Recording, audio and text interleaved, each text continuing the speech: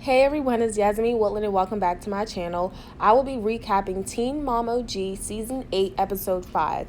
It starts off with Cheyenne and she's talking to her friends and family about how she eventually wants to get engaged and be married to her current boyfriend and how she just eventually wants to have another baby in the future. And she's talking about a lot of big plans. So they're pretty much having like this entire conversation about that and about her future and what she pretty much wants out of that.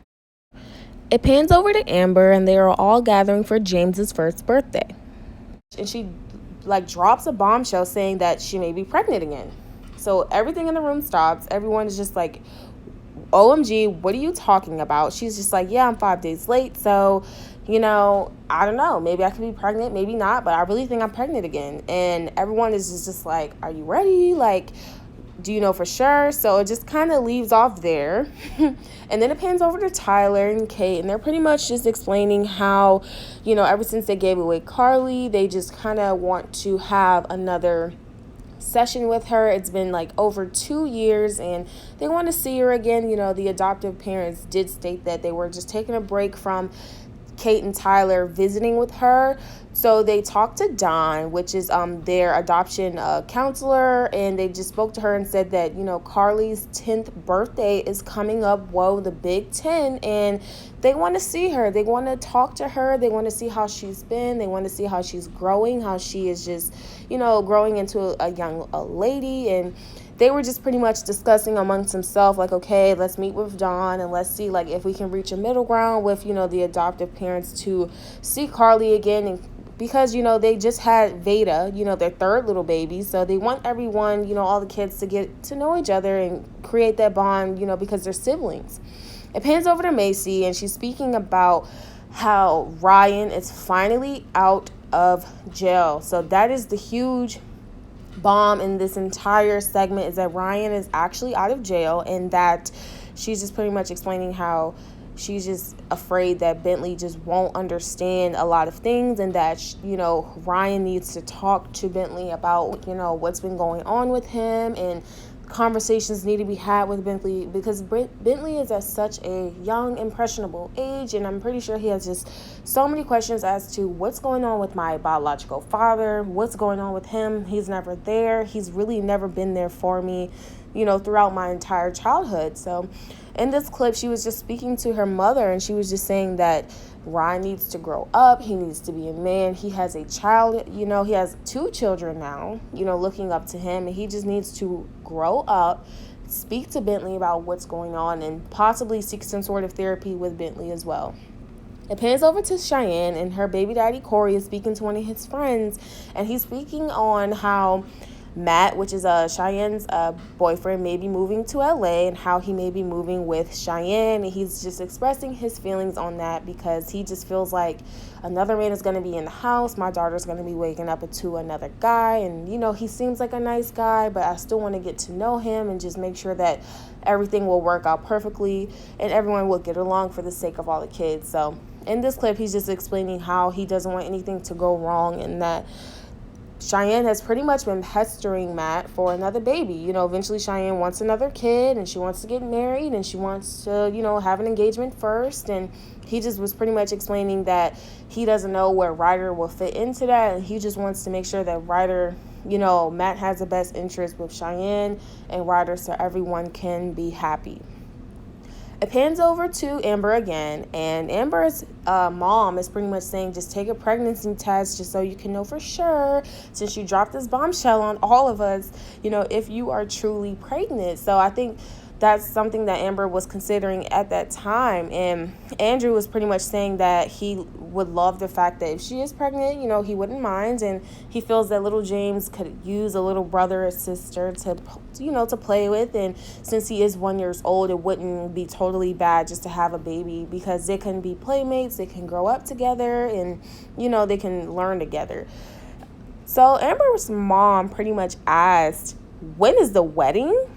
And if you saw Andrew's and Amber's faces, Amber's jaw literally dropped to the ground, because I guess she really didn't have an answer as to when the wedding is. So it pans over to Amber. Her reaction is priceless. And she's just looking like, oh my gosh, Mom, I can't even believe that you even asked that.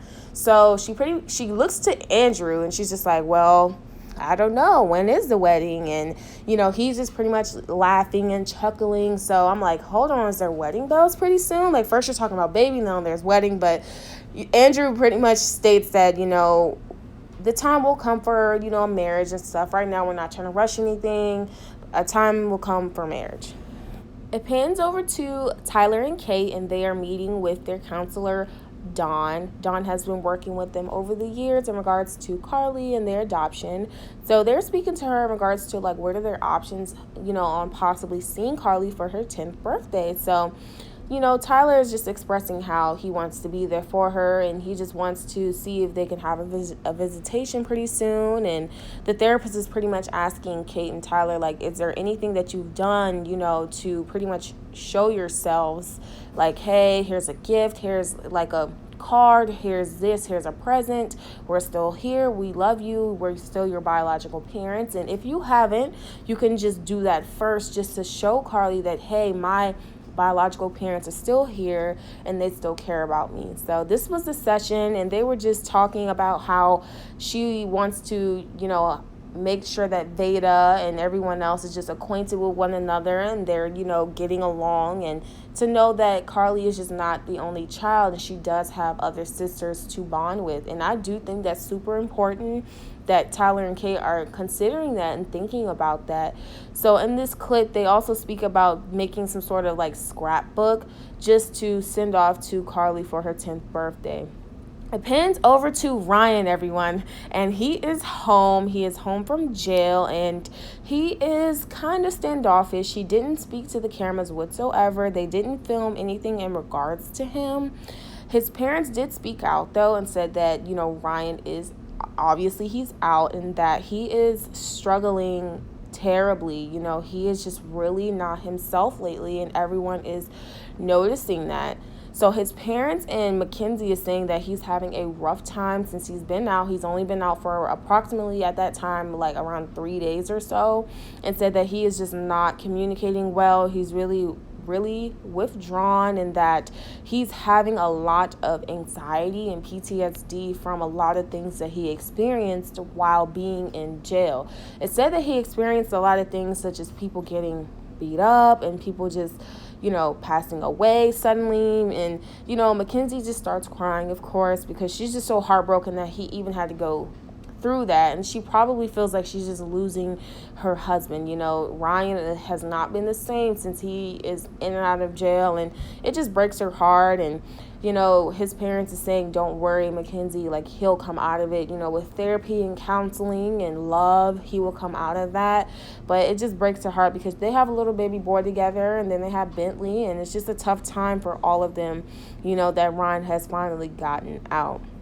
It pans over to Cheyenne, and Cory and her boyfriend are having a conversation, and Cory is asking him, like, I've met you once before and stuff, and you seem like a pretty cool dude, but, I want to know more about you since you're going to be around Ryder full time. And he explains that, where he went to school at, and, his family was a broken family. His parents ended up divorcing, and he didn't really have that stability that Ryder has, like that co-parenting that Ryder had. He said it was really traumatic and chaotic for him. So he's just grateful that Cheyenne and Cory is co-parenting and everyone's getting along for the sake of the children, because that's something that he wished he could have had when he was growing up.